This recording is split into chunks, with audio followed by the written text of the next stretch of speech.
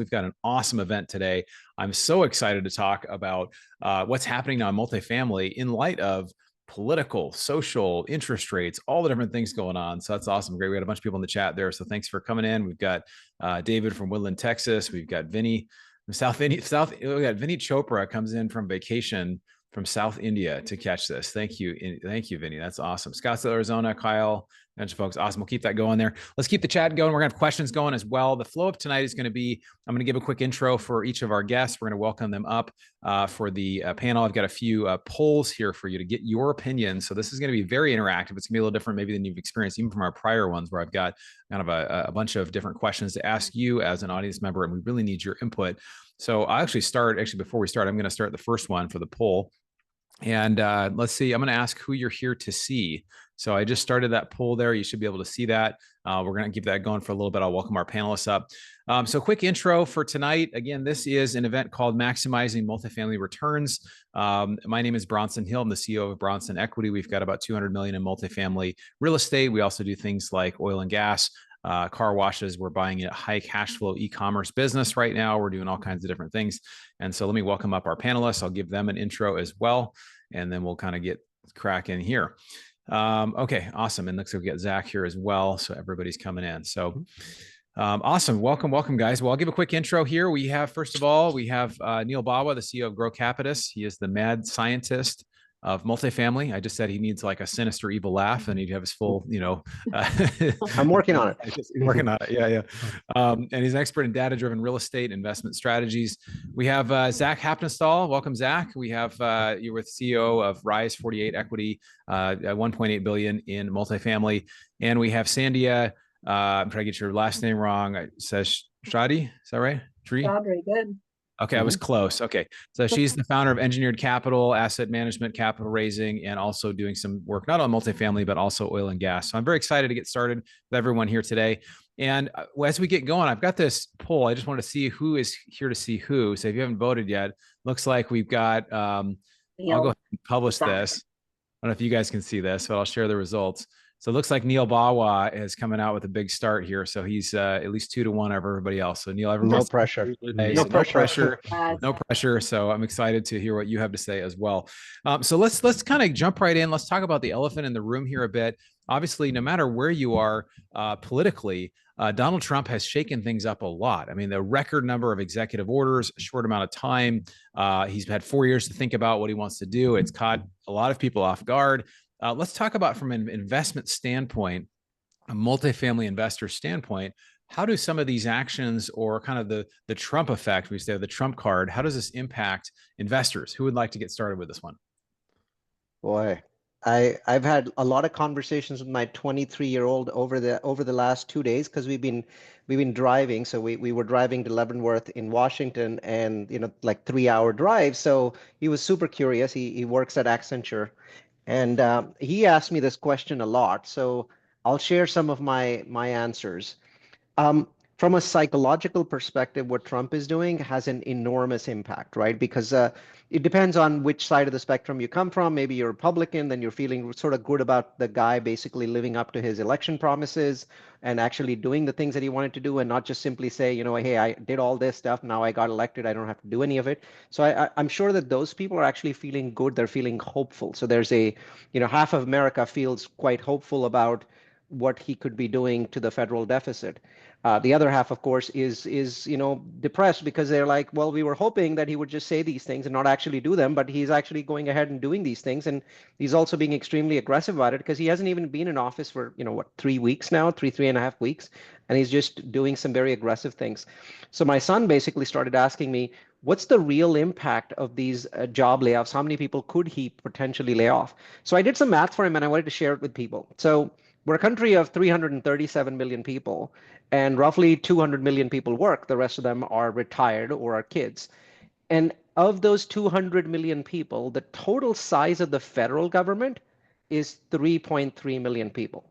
So out of 200 million jobs, if Trump ends up firing every last person in the entire federal government, that's still only about 1.5% of the total people that are employed in the United States. Now, from what I can see, their goal appears to be to make a 10% cut in the total federal government because they're picking certain departments. They haven't touched the Pentagon.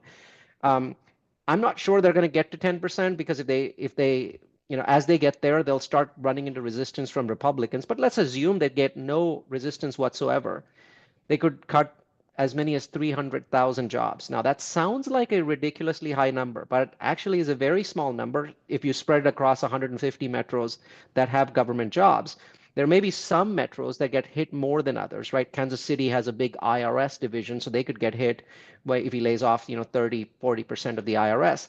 But overall, for the United States, where you have 200 million jobs and 4% unemployment, if they lay off 300,000 people, unemployment would go from 4% this month to 4.15%. That's still a shockingly low unemployment number. As I said, psychologically, this is a very big deal, right? Whether you're feeling good or you're feeling bad about it. But his ability to basically create mass unemployment in the United States from layoffs is very restricted. Actually, his ability to create, to create more job openings is much greater because if he manages to get rid of, let's say, 500,000 immigrants, then basically those 500,000 people were working in jobs like construction jobs and they were working in Burger King. And now those jobs are open. Now, all of a sudden, there's 500,000 jobs and we don't have any people to fill them. So his ability to actually create more jobs is greater than his ability to take away jobs. And so that's what I'll start with, just from a pure numbers perspective. The hype right now is insane. I feel like I can't focus on my job because all I really want to do is read about what Trump's doing next. And it's super distracting. But I think his ability to significantly create unemployment is very limited. Yeah, no, it's interesting. I just put a poll up here for everyone, and some people responded of, do you think that Trump will have a positive or negative impact for multifamily investors? Like you said, flurry of activity, lots of uncertainty, but it's also shaking things up. It's just, is it too much at one time? Zach or Sandhya, who wants to go next here? I can go next. In terms of Trump's impact on his, the real estate sector, I was looking at the immigration policy, and that is definitely, again, as Neil was saying about the hype, it's causing a lot of fear among the immigrant population. And I deal with a lot of B and C class. And so I've definitely seen some level of skips. I've definitely seen some level of fear. And all of our property managers are being proactive in reaching out and telling everyone, make sure you have your documentation, et cetera, with you. And if you don't have your papers in place, et cetera, when ICE comes into our property, we're not going to do the checking ourselves. That's not our job. But when ICE comes in, we have to let them in. And so be kind of watchful. So there is some of that fear. So we're anticipating some level of skips, delinquency, because people may not want to show up to their jobs, et cetera, on the tactical side. And then the cost of materials, really for multifamily construction, I'm sure Zach can touch on this as well. In the past year has gone up for us in general. But in the past 30 days, I can't say I've seen a significant increase in cost as far as ordering materials for our properties and stuff in terms of interiors, exteriors, et cetera. My vendor bids are about the same. I haven't had any change on bids we got last year versus this year on a lot I of haven't things. either. I haven't seen anything. As far as that. And then the really big thing we all want solved is interest rates, right? And so, Trump is independent from the Federal Reserve. So I don't know if he has any power. It doesn't seem like it so far. And so we need a relief on interest rates. Like that's really what's going to make the biggest impact in multifamily.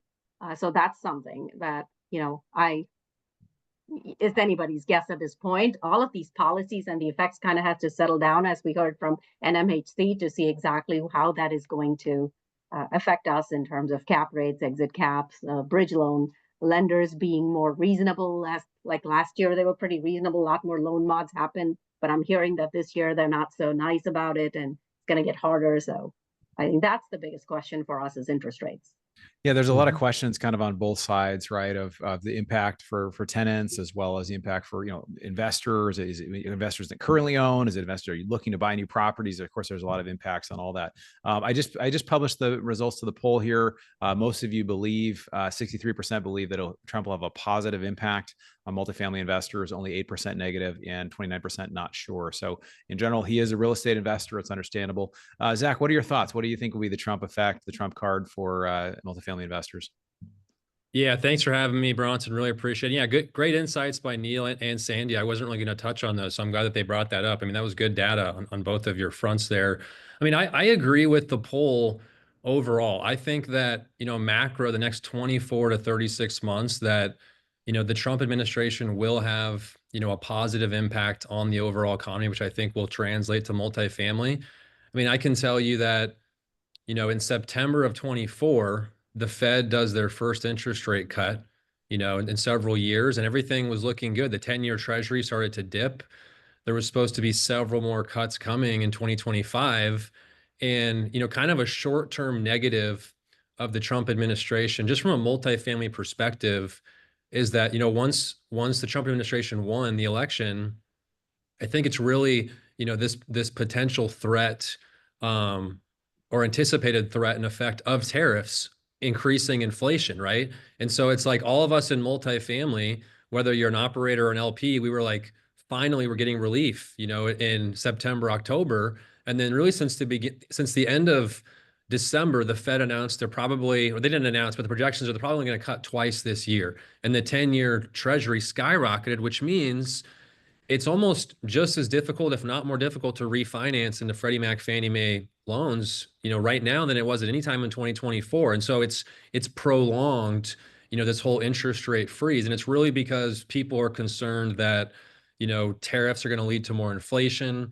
And so, that makes the 10-year Treasury goes up, which has a direct correlation to, agency interest rates. So I think, in the short term, call it the next 12, maybe 18 months, that is a big challenge. And it's disappointing, honestly, but it is what it is. I do think that by cutting the deficit, I think Neal had a good perspective there that, even with all the federal layoffs, it's such a small percentage, it won't make as big of an impact. Very I tiny.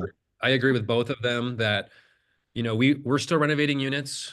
We buy a lot of materials. We haven't seen any impacts. I can say that we have a domestic supplier and international supplier. And so, our domestic supplier is HD Supply, which is owned by, Home Depot. So I met with the COO like back in, this is probably like August timeframe. And we were talking about, hey, the potential threats of tariffs and things like that. And so I think that, I think that we can offset a lot of that stuff. I think people forget that the Biden administration kept a 25% tariff on China. It was a Trump tariff, 25%. They kept that on through their entire administration, right? So people forget about that. And I know Trump's gonna, make it even more extreme potentially. I think he just did one, right, Neal? With China adding on it. So I mean, it was 10%. I don't think it makes a huge difference, right? So yeah. I think keep in mind that Canada and Mexico together are bigger partners for us than China is in terms of materials that for what we do. So I'm curious to see this 30-day sort of pass that he's given Canada and Mexico. I'm curious to see what happens with that. It's interesting too about China. I mentioned we're buying this e-commerce business that drop ships products from China, and there's a rule called the de minimis rule, which basically says that if a shipment, the cost of the goods are below $800, they don't pay any. There's no tariff involved, and so a lot of stuff. I mean, we're talking about all these Amazon packages and things coming in, and there's no way they even try to enforce. There's no way. There's like billions of packages.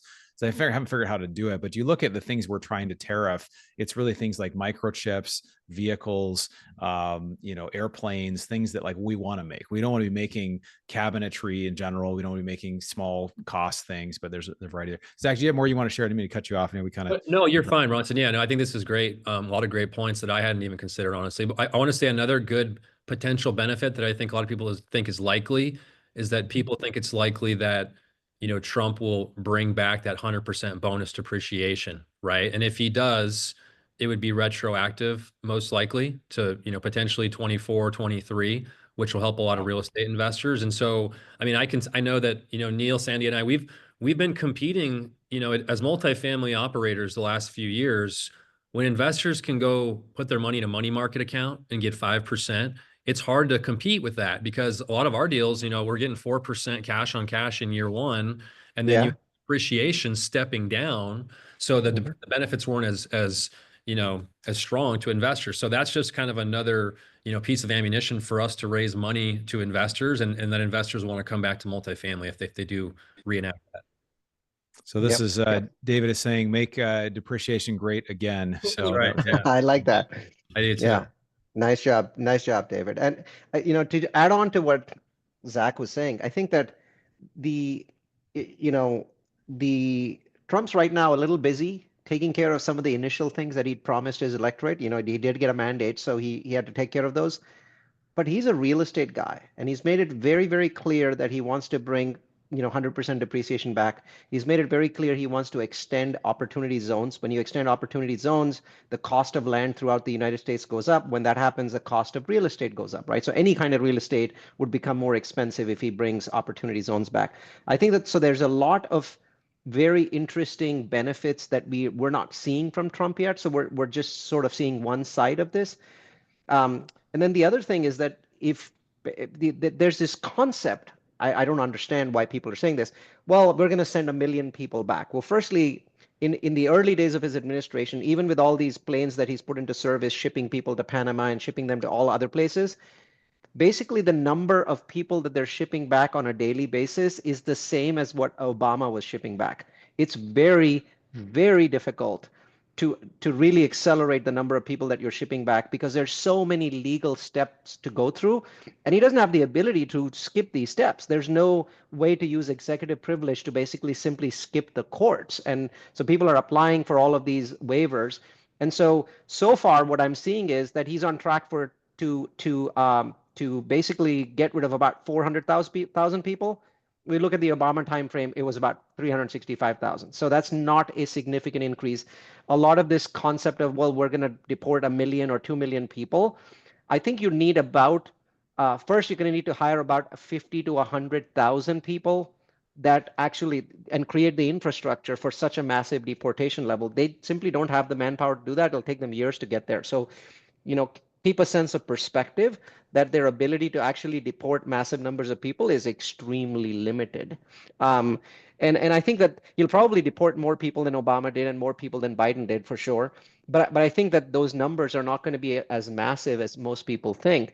Also, I want to point out that if you do deport people, that is deflationary, right? So if you take 1 million people that were earning salaries and buying stuff at Walmart, and then all of a sudden those 1 million people are not buying stuff at Walmart, that's deflationary for the entire United States. You took 10, 20, 50, $30 billion of discretionary income out of the United States. Well, that's definitely going to not be inflationary in any possible way that I know of. So there's a few things that he's doing that are actually deflationary, and I think we're going to see the benefits of that. The biggest one that people are really not talking about yet, but I think they will be, is we're spending $50 billion a year fighting a war in Ukraine. And I think Trump is going to get rid of this war. Of all the things that I've seen Trump do so far, the one where he seems to be in the most amount of control, right? Some of the stuff is clearly just throwing shit at the wall and seeing what sticks. I get that. That's his style. But the one where he actually has an incredible level of control and no pushback from Congress, no pushback from the judiciary, is his ability to end the Ukraine war, because he simply can say, we're not going to simply continue to supply weapons and money. And if he and there's so many Democrats that are split over that. There's so many Republicans that are in favor of stopping the war. We do that, we save $50 billion. That is actually a very, very significant chunk of money that we're going to be saving and hopefully putting into useful things. I'm not going to talk about whether that, it's a good idea to end the war or not. I think that in 3 years, all we managed to do is kill 200,000 Russians and 400,000 Ukrainians. So there's a benefit to stopping this pointless war. It doesn't matter. Trump's already decided he's going to stop the war, and I think that nobody can really stop him. The Europeans over the last 2 days have made it obvious that they will not continue the war without the United States. They've made it obvious that all they want is a seat at the table to decide how the war ends, and they don't have the ability to continue it without him. And there's nobody in Congress that's basically saying to Trump, no, don't stop this war. So I think he will stop it, and that will be significantly deflationary. Yeah, I think too. Also, the Doge. People are kind of making fun of it, but 55 billion in fraud. They've said from people that are, some of the Medicare ages of some of these people are over 100, 125, 150 years old, which isn't even possible. So you look at some of it. So I'm interested to see as that information comes out. Let's talk for a minute about 2025 and the biggest challenges. I did a poll here. I'm going to go ahead and share the results of this poll. So this basically is what's the biggest challenge for multifamily investors in 2025. 63% would say high interest rates. 15% declining growth, rent growth, 5% increased competition for deals, and 17% tighter lending and financing conditions. So I was in the airport this summer. I ran into Michael Blanc, who's a mutual friend of all of ours. And he said to me, I think that raising capital for multifamily is down 90% from where it was 2 or 3 years ago. And so he was just saying the sentiment, and I'm sure a lot of people on this, have had challenges, maybe capital calls, maybe losses. I mean, just all kinds of issues have come up. If it's not you, it's someone you know, or asking for a friend. That's an issue. Rates are higher, costs are up. It's challenging. So what are you seeing? Like, how are things changing, and what are you doing differently now as an operator than you were doing 2 or 3 years ago? Let's start with, why don't we start with Sandy on this one? As far as raising capital, unfortunately, in the past year, I haven't really found any good deals that's going to beat your treasury yields in terms of cash flow. So it's a very hard sell to investors. So as I mentioned to you before this call, I've really pivoted to oil and gas and other alternate assets that can provide the cash flow and appreciation that my investors want, while I'm still waiting for that perfect deal that might be maybe exclusive to people like Rise 48, but I haven't found a good deal at my level that underwrites well enough to where I can operate it with confidence and provide anything more than a 4% cash flow to my investors. So yes, it's definitely been a struggle. Yeah. Zach, what about you? Yeah, no, it's been a grind, no doubt. I mean, all of 23 and all of 24, very difficult to raise capital. I think that, prior to that, everything was going well. Organic rent growth was just taking off across the country, especially the Sunbelt markets. And, the rising tide raises all ships. You also had a lot more transactions and dispositions. So there was a lot more liquidity because people were selling deals and they were getting flush with liquidity and they were reinvesting it, or they were participating in 1031 exchanges. And so, what's happened with interest rates, just skyrocketing as fast as they did, it basically has frozen transactions across the country. I mean, I met with the top broker in Phoenix last week, and he said that in 2024, for 1980s vintage properties that are 100 plus units, there was 4 transactions the entire year, which is Wow. insane. I mean, there's Wow. about 400,000 units in Phoenix. About 250,000 of them are 1980s. So like it's like one of the meccas of 1980s vintage deals. So like nothing is Right. trading, everything is frozen. We've still in finding a deal, the only people that are selling for the most part are truly distressed. They have no choice but to sell because there's a loan maturity, or they bought it 2019 or earlier at like a low enough basis where they can still do okay. Like we bought a deal last year from Blackstone. It was in their B-REIT fund and they hit their max redemption limit. They didn't lose money on it, but it wasn't a very big return. They had bought it, years ago. But a lot of deals that we've bought, I mean, to Sandhya's point, it's so hard to find deals that make sense. Now, when we do find one, it's usually, we're buying it for the loan amount, or, they're taking a pretty significant loss. And we have seen, pretty strong demand for those distressed deals. I mean, we have a lot of deals that we bought at the end of 21, early 22, where we've had to pause distributions, right? Because we bought them right before interest rates shot up. And so a lot of those investors have not been investing with us for like 3 years. You know what I mean? Because they haven't been getting distributions. But then we've also bought several deals. We adjusted like in the summer of 22 to the interest rates. And so, all the deals that we've bought since then, the last 2.5 years, are distributing every single month. Those investors, they're happy, they're reinvesting. And so, yeah, I mean, it's really difficult. We've leveraged fund to fund models, whatever we can do that's SEC compliant, kind of working with other capital partners, because I think that since there's a scarcity of deals, when you find a good deal, the people that want to raise capital are trying to find those deals. So it is tougher, no doubt. There are some deals out there, but it's challenging. And I don't really see it changing this year. I mean, because what's going to change? I mean, the interest rates aren't supposed to get relief. So I don't see any changes here. If anything, if you're a buyer, then maybe it's prolonged this distressed window for you to find opportunities, but it's just tough. So that's kind of what we've been seeing. Yeah, can I disagree on that one, Bronson? Real quick, I just put a poll in here. So there's how do you feel personally about investing in today's multifamily market? So please, if you haven't completed the poll, go ahead and do it. Okay, go ahead, Neal. So I disagree, because while on the interest rate side, Sandhya and Zach have really covered it. I mean, I don't see interest rates going down much. Maybe we get 1 interest rate cut or 2 interest rate cuts, but the market is turning. So I'll basically offer a contrary opinion. I don't expect anything. I expect that everything that Zach says holds for the first 6 months of this year, but I expect that you're going to see more bullishness in the second half of the year. So I'm gonna preface this by saying, what I'm about to say, I've heard nobody say at all.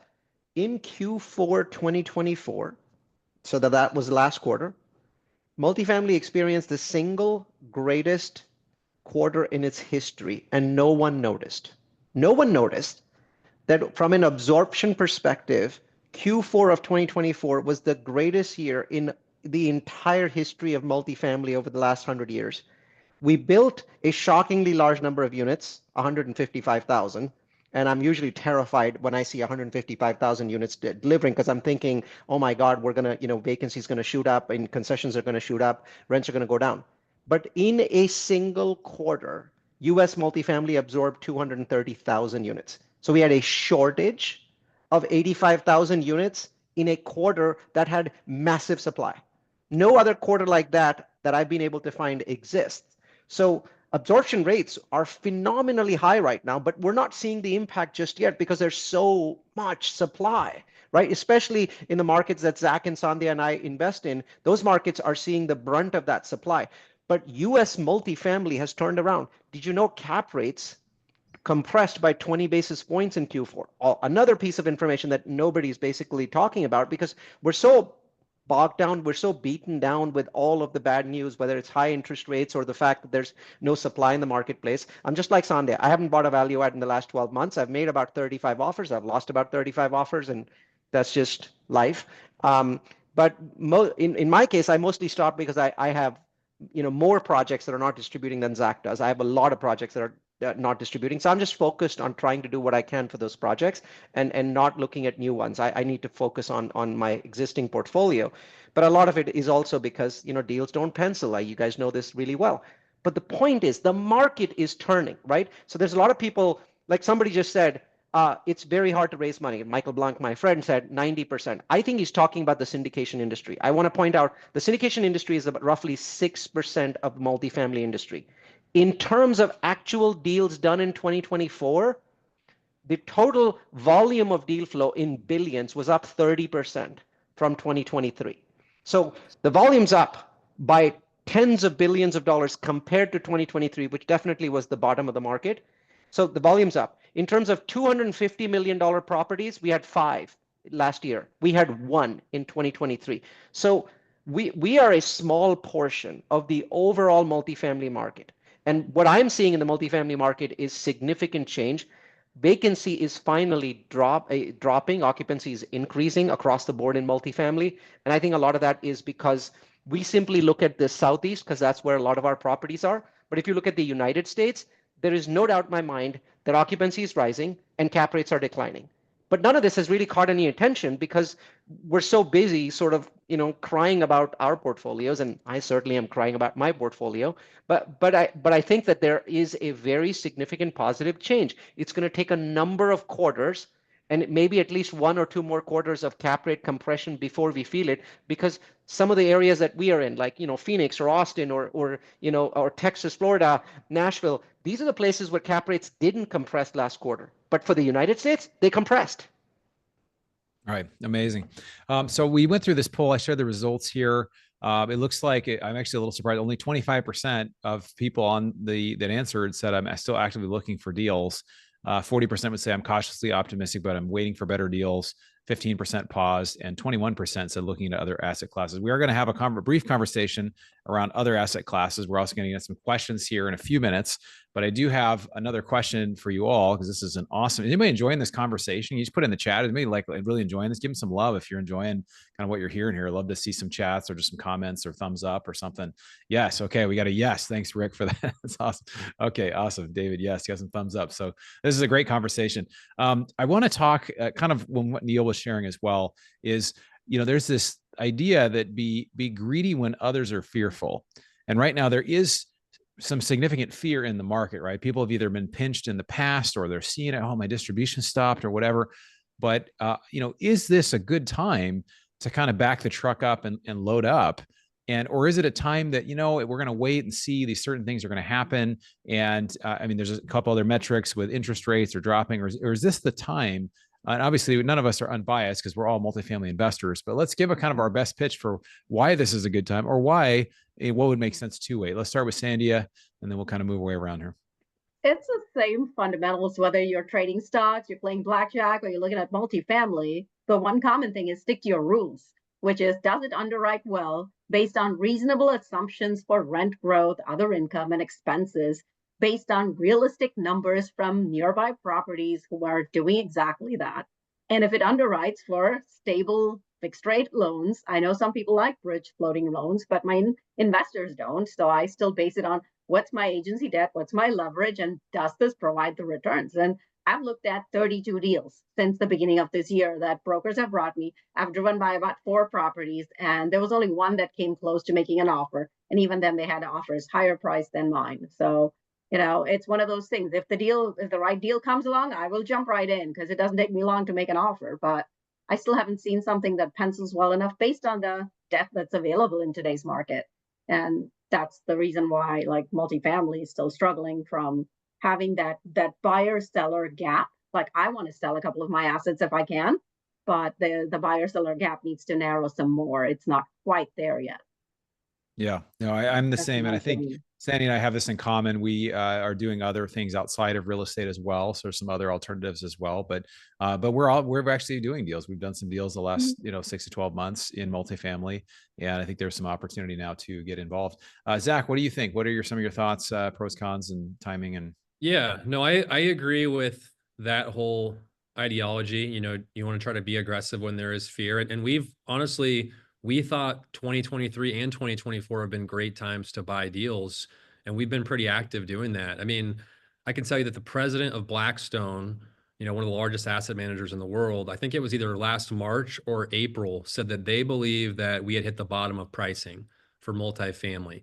You had groups like KKR, Equity Residential, Brookfield doing multi-billion-dollar multifamily acquisitions last year. And so when the big money is going back, that kind of shows you, where they think. And I mean, what Neil said is spot on.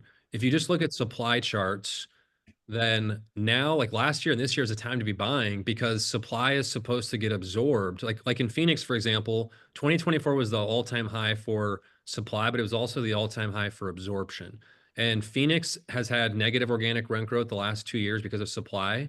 Well, it's supposed to go positive this year and That's right. 26 and 27. And so, I mean, I know Neil disagreed with me. I think we agree on the supply and it's the best time to buy. I don't think that the sentiment of like the retail investor will come back very strong this year. And again, it's because of the residual impact. Like they don't see what you and I are looking at, Neil.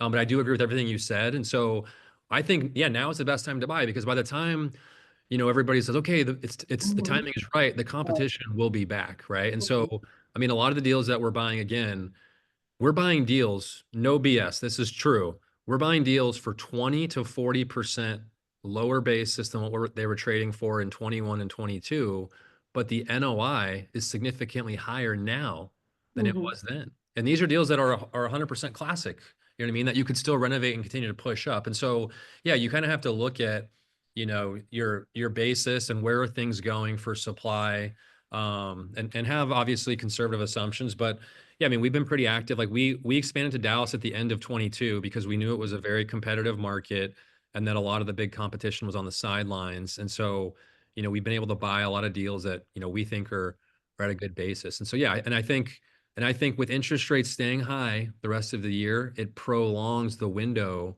to buy deals. But it's kind of like, it's like the paradox. It's like, okay, now's the time to buy deals, but it's really hard to raise money. You know what I mean? Yeah.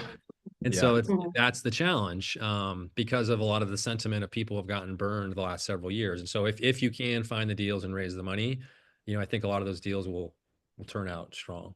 I remember raising like $8 million in 24 hours for some big deals in the past. It was just like we could have raised 15 million. It was just crazy how much we could raise at one Magic point. time. Yeah. Yeah. But it's ironic that like the best time to raise for deals is the hardest time to raise. And the worst time to raise for deals is the easiest time. It's just like this. I don't know what it is. It's as an investor, and whether it's you take it, hey, this is the time for multifamily, or you just start thinking in a contrarian manner.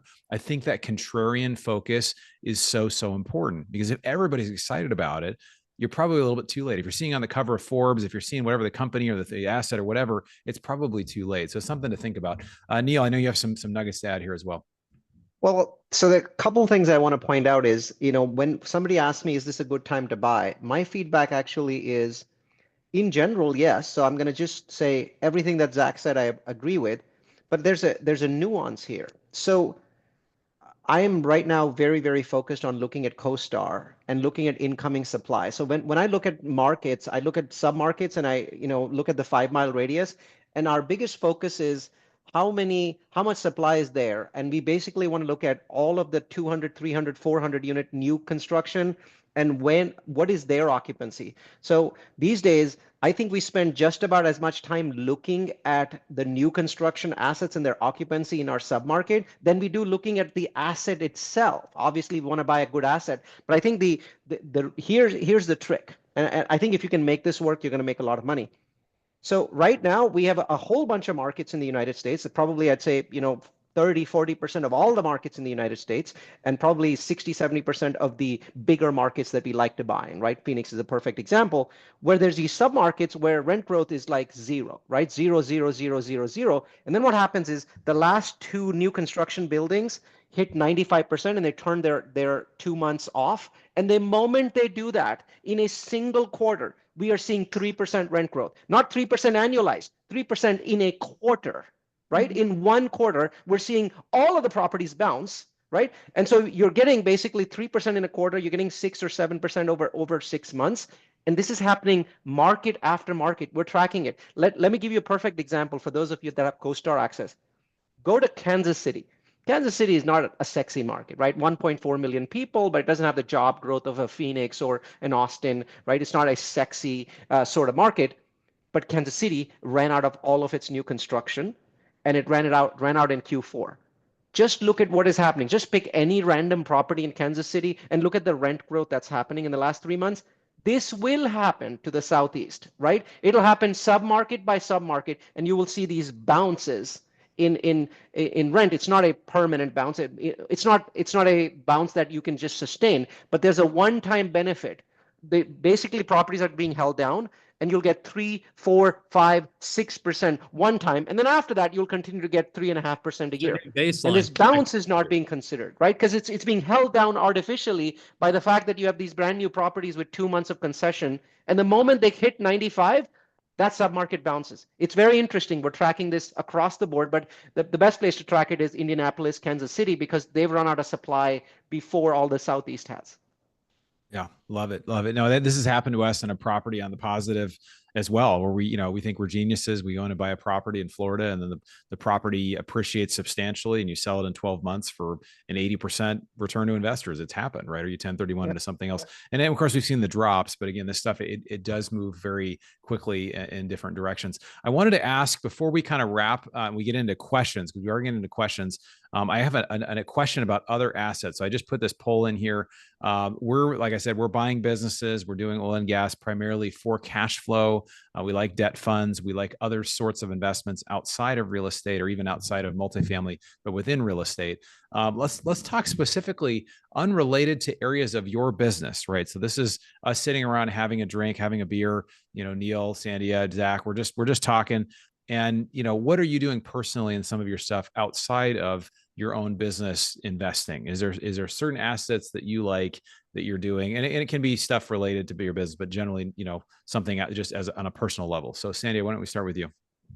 I've always invested in stocks and stock options. That's what's kept my liquidity. So I never stopped it just because I got into real estate. So real estate has always been a slice, and now it got pretty lopsided in the sense the last few years of a lot of real estate, but it got quite illiquid in terms of distributions and stuff. So definitely we're rebalancing and keeping our liquidity. And then we discovered oil and gas, as well as, a small amount of precious metals, as well as buying businesses. I'm invested passively, but I haven't started doing the businesses actively yet because I need to understand it. Cody Sanchez has actually a great seminar coming up the next 3 days that I'm like, oh, I'm at Race Fest as well as this. But yeah, stocks, you got to keep something for liquidity, right? So if you don't have your large acquisition fees and et cetera, then you need something else to, float the boat. Well, and that's not only for, people raising capital, it's also for investors, right? Having something that does cash flow. And I think that's something that we've seen in real estate. It's been harder to find cash flow. So that's why we like businesses and oil and gas and debt funds, other things. Yeah. Zach, what are some other... Real quick, I want to mention the oil and gas piece. Why it's attractive is because it gives you the depreciation benefits like real estate, the way we structure our deals, and there's no recapture. And you can also use it against a W-2 income. So it's not just for the real estate professional being able to use it. And so that's been a huge plus to get people signed up for the oil and gas kind of deals. But it comes with a lot of risk, and you need to know what is the break-even price for crude oil, blah, blah, blah. So there's definitely a lot more to it. But so far, it's definitely more risky, but I have to agree. I'm not doing oil and gas deals, but I'm looking at this sort of woke attitude towards not investing into oil and gas. Electric vehicles are stuck at 8.5%. There's no, forward movement. There's no backward movement. They're just stuck at 8.5%. And even at 8.5% of all the vehicles that we're buying in the United States being electric, it's going to take them 10 years to get to 10% of the market, because you have people, that have been buying cars for the last 20, 30 years. They're not going to throw them away. I don't think we're investing enough in oil and gas worldwide. The worldwide, investment levels are not where we need to be. The world basically needs 101 million barrels of oil and gas and MBOE, or million barrels equivalent.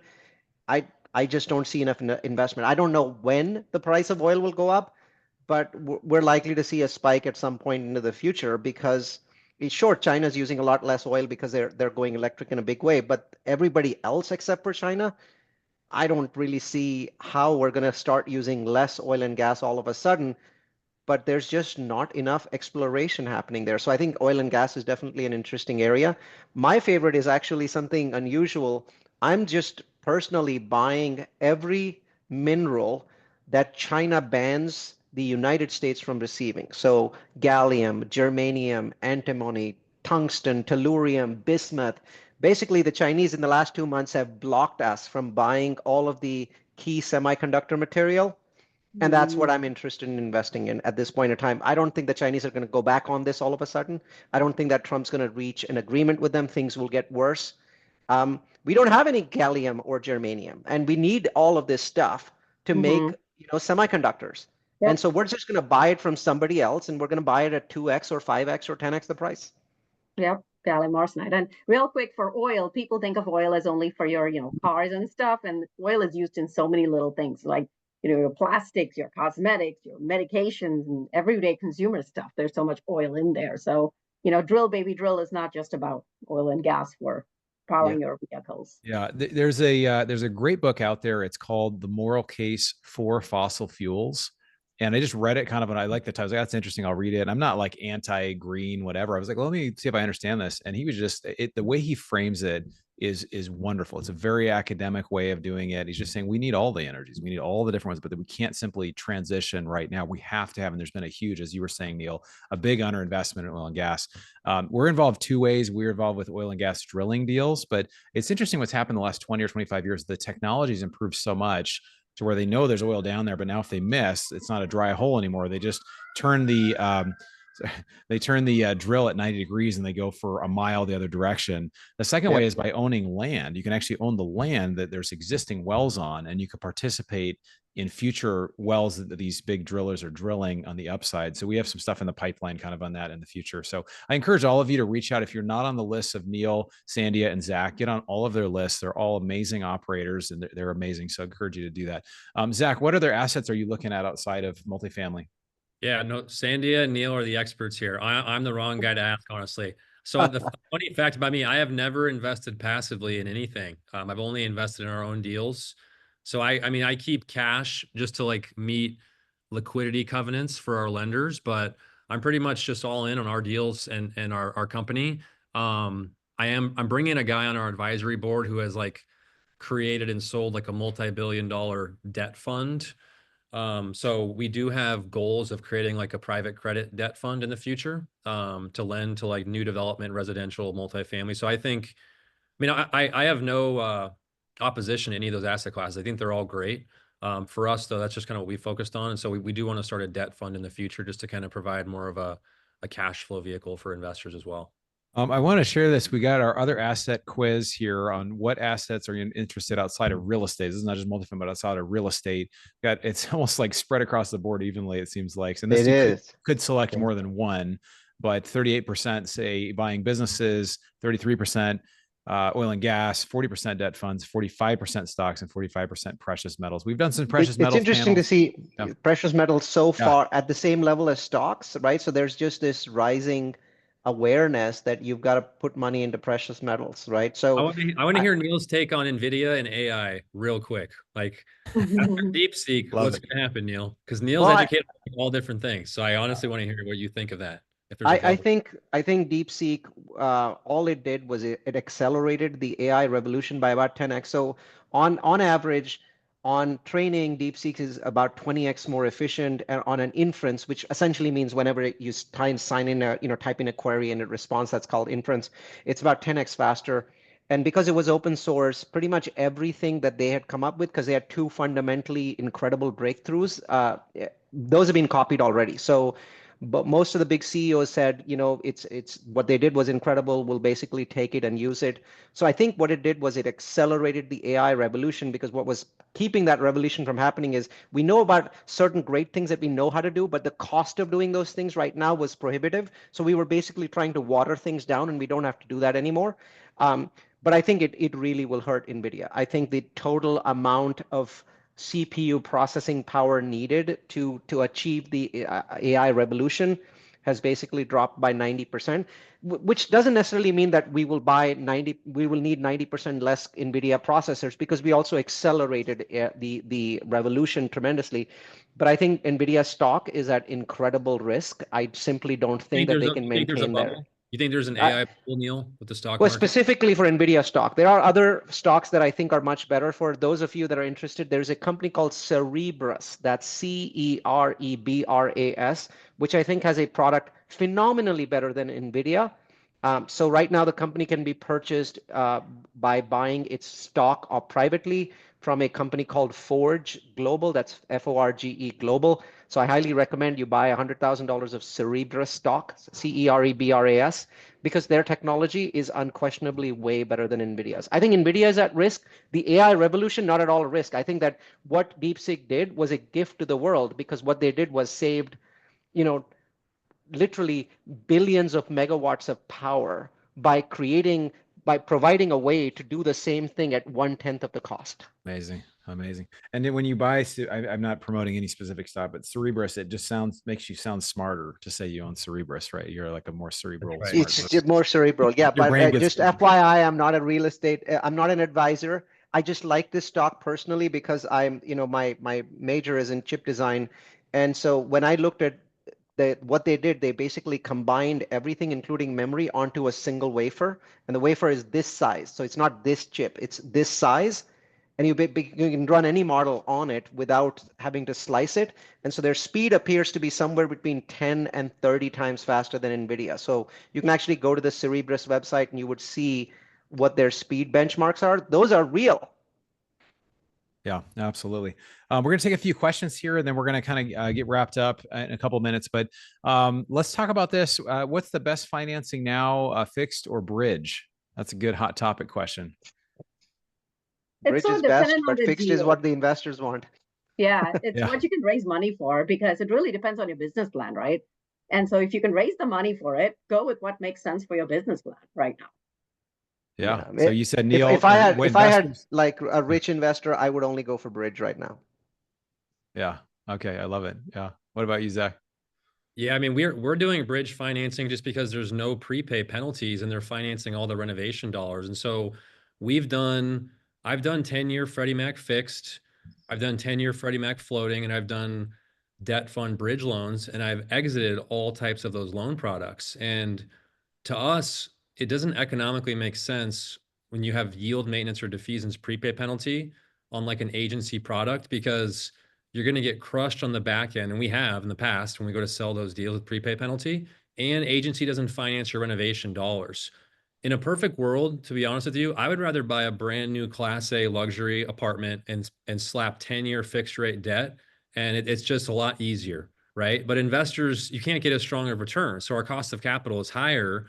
And so if you want the returns for value add, then you have to align your debt structure to achieve those results. And so like when we did agency deals, not only do you get crushed with a prepay penalty, which you cannot underwrite, by the way, because as rates come down, yield maintenance goes up and it changes Yep. every day. So you literally can't model it. So anybody that's modeling an agency deal, it's a shot in the dark of what your prepay penalty will be. Okay. When you do a floating rate deal, we're buying a low in the money 3-year interest rate cap. So we're effectively engineering a 3-year fixed rate loan at 4.75%. And we capitalize that interest rate cap up front. So it's kind of like you're almost effectively prepaying the interest. And I can actually account for it and raise it as a closing cost with no prepay penalty. So I don't have a surprise on the back end. And the lender will finance 100% of my renovation dollars. With an agency loan, not only do you have that prepay penalty, you have to raise 100% of your CapEx. And so a lot of these deals, like in the early years, we would raise all this money for CapEx to renovate interiors. And every dollar I raise, I have to get a return on it, right? So I'm diluting investor returns, and the debt is actually much cheaper. And with future funding of CapEx draws and bridge lenders, they're not financing all up front.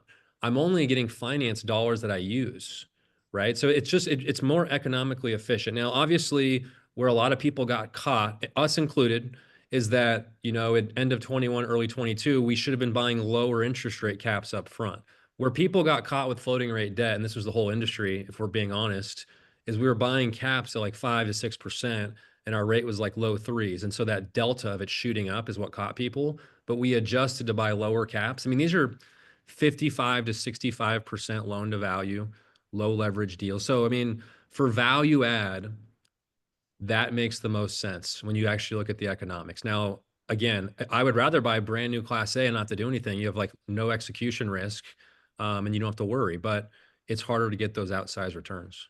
Okay, so rapid fire here. Go ahead. Okay, real quick. 5-year, you have Fannie and Freddie also offer 5-year products. So then you kind of have a pretty good idea of, like if your execution is within 5 years. I know, Zach, you've exited your past deals like in 12 months or less kind of thing. But if you have a typical 5-year plan, they do offer 5-year things. And then Freddie has a step down prepay as well. So if your plan is to exit in 5 years, you have a pretty good idea what your prepay is. So it's not left up to the interest rates because of defeasance kind of thing. But I think let's go.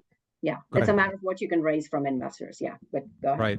I know we have a lot more we could say about this. I want to go one more question, and we're just going to do you don't even have to explain it. Just say what the asset is. And then we're going to go into just how people can get in touch with you and what you're giving away or how people could reach you. So outside of multifamily, what real estate investment opportunities are interesting? For example, industrial, data center, build to rent, whatever. Just maybe you don't have to explain it. Just say what it is. Let's start with Neal.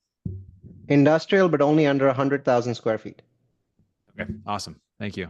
Zach. I would say industrial as well. And just because you look at the top 2 asset classes, it's multifamily industrial for institutions across the country. Great, thank you. Same. Okay, awesome. Well, same there. Awesome, guys. Well, we're going to go ahead and go around. I appreciate everybody being here. This has been awesome. We are going to have this replay available for you. So this will go out in a bit. So probably later tonight or in the morning. And if you're watching this on a replay, thanks for watching.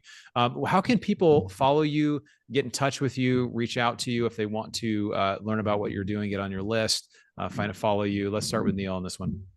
Multifamily University, just Google that. We do 10 webinars a year. We have about 14,000 people that watch these webinars. They're free. We don't have an education product, never will.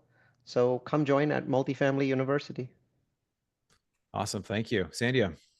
LinkedIn is the best place to find me. Engineer-capital.com is my company. Awesome. Thanks so much. Zach, how can people reach you and follow what you're doing? Yeah, thanks, Bronson. You can go to rise48equity.com and you can set up with somebody from our team if you're interested. Set up a call or email us. Awesome. And this is not endorsed by anybody on this panel, but we have a deal we're currently working on, high cash flowing business. We love, like we said, we love oil and gas. We love debt funds. We love high cash flow businesses. If you're interested in hearing about that, you can shoot an email to this address. We'll send you information on it. I do appreciate everybody being here. We do this event every month. We do it sometimes in multifamily, sometimes in precious metals, sometimes in economics. We do alternative assets. I think next month is all about cash flow. So what are things that are providing cash flow? But I appreciate you taking the time to educate yourself. These are the things that really help you to grow as an investor. And so I just want to say, hopefully you can pat yourself on the back and say, well done in being here, because these are the things that make you a better investor and help you grow. So appreciate everybody being here. Again, the replay will go out shortly. Thank you to Neal, Sandhya, Zach. I have so much respect for you guys. Very grateful for you guys. And I look forward to hopefully seeing you guys at a future event or something else we can do it in person. But thank you everybody for being here. I hope everybody has a wonderful night. Thank you. Thank you. Thank you so much. Thanks. This was awesome. Thanks so much. Appreciate it. Bye, guys. Thanks. Bye. Okay. Bye.